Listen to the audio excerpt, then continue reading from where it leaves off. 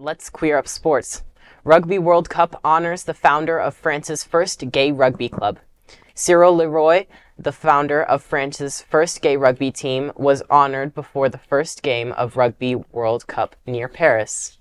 Leroy posted on Instagram that he was named the official ball carrier for the match. The role is ceremonial, but it's nonetheless significant. He founded Les Guerriers, which means tough guys, in 2002.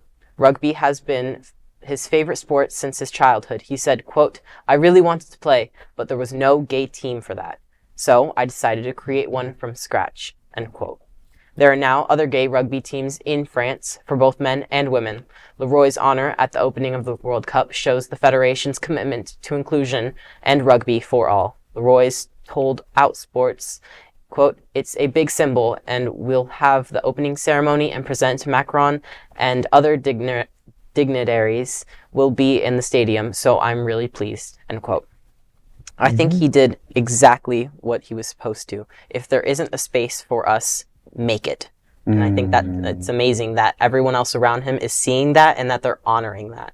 Absolutely. I want to speak to the power of rugby in specific, right? So I belong to the board of this organization that does regional LGBTQ rights advocacy, and we also give pro bono legal services to strategies around Latin America and South America specifically for same-sex marriage and LGBT issues. And we use rugby in one of our campaigns called Si Acepto, which was around, says, yes, I do, around gay marriage in Chile. And we shot this beautiful gay rugby player, openly gay, and his straight rugby players supporting him, loving him. And he sent such a powerful message of brotherhood of this sport. In this sport, we're all players. You know, we're not gay or straight. We're just players and lovers of the sport. So congratulations to France and this amazing recognition. Yeah, I think it's amazing too, in the sense that professional sports or college sports as well, or even high school sports, was a place that was not necessarily welcoming to many gay men for many years. And actually, I think organized professional sports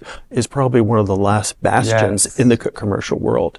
So even though I'm not a big sports follower, I'm always impressed in the fact that somebody else will sort of bring that barrier down, take it down, so that within those environments for the players themselves and the supporters and the people that work there, that everybody feels like they're part of that team and they feel like they're not going to be discriminated against. It's wonderful to see.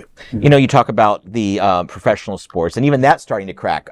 Soccer players, football players in Europe are starting to come out. We've got some open coaches and players now in the NFL and others. David Kopay could have been the first professional sports person who came out in the 1970s. I think football. That's what I was going to ask you. But this is not something new. No. Gay athletes obviously have always been around, but closeted. But there's a whole shadow history of sports, of gay sports, right? Absolutely right. Except those that actually told their tales is really a small group of individuals. Greg Louganis, of course, was a big one that came out. David Kopay was as well too. But it was one of the last closets to get opened up. And so again, we should be proud of the fact that it's happening every day, slowly. But it's happening. I mean, there are more gay people on Wall Street than there are in professional sports. It's still such a closeted thing. Wow. Evan, I'd like to talk to you. You said you had the first GSA meeting today, Gay Student Association meeting today at your school, right? Yes. You talked about how this sort of cleared out a space. There was no LGBTQ plus space in European rugby, or at least French rugby, and this guy comes in and carves it out. Do you think there's any comparison to be made to the formation of GSAs and the challenges we face here in America? Absolutely. I think, because the thing is, we're not really going to have teachers just come up and be like, hey, we're going to start a GSA.